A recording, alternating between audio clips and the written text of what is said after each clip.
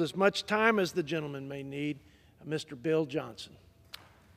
I thank my colleague for yielding me some time. This is such a huge problem.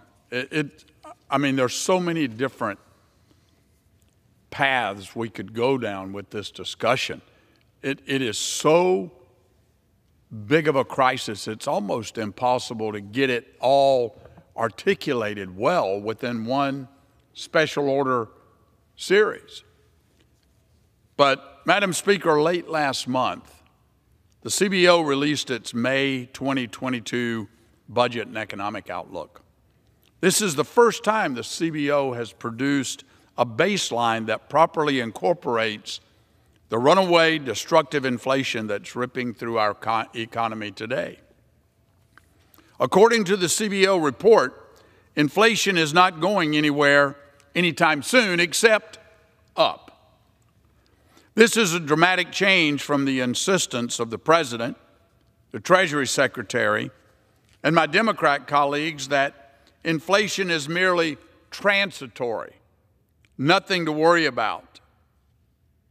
They are, in fact, so out of touch that they've begun to change their narrative, and they now claim that Americans are financially prepared, get this, financially prepared to weather $5 a gallon gasoline, skyrocketing energy costs, and grocery prices that would have been unthinkable just 18 months ago.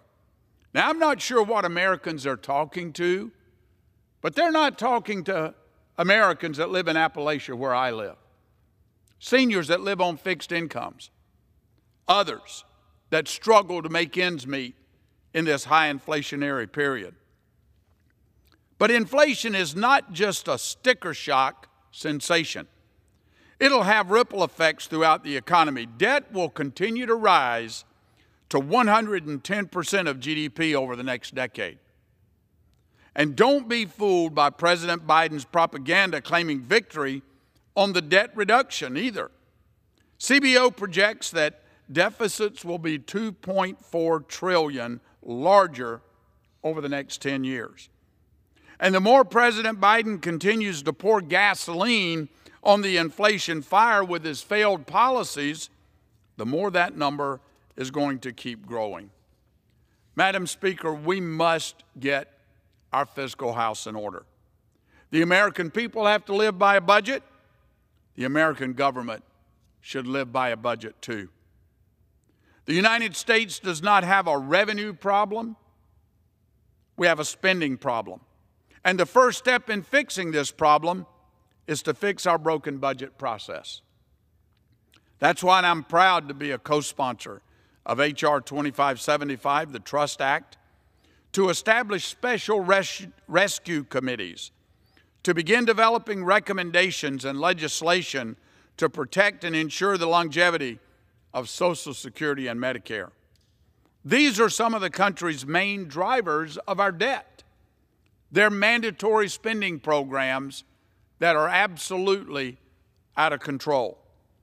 And doing nothing about it is not an option. I'm also, as mentioned, the co-lead on a bipartisan debt and deficit working group as a member of the Problem Solvers Caucus.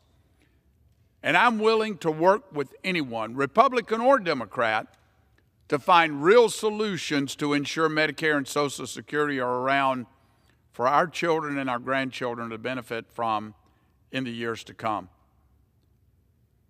This is a big problem. I look forward to hearing what my colleagues have to say tonight. We need bold ideas to address the fiscal crisis that looms in front of us. And with that, I yield back. I thank my dear